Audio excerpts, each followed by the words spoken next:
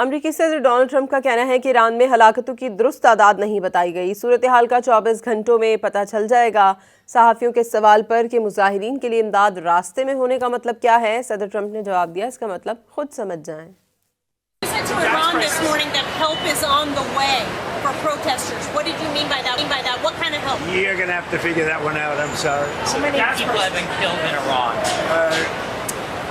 Nobody's been able to give me an accurate number. I have heard numbers from everything's a lot. One is a lot. But I've heard numbers much lower and I've heard numbers much higher. We'll be knowing. We're probably going to find out over the next 24 hours. The highest number I think it's a lot. To Iran this morning that help is on the way for protesters. What did you mean by that? What kind of help? You're going to have to figure that one out. I'm sorry. So many people have been killed in Iran. Nobody's been able to give me an accurate number. I have heard numbers from everything's a lot. One is a lot. But I've heard numbers much lower and I've heard numbers much higher. We'll be knowing. We're probably going to find out over the next 24 hours. The highest number I think it's a lot.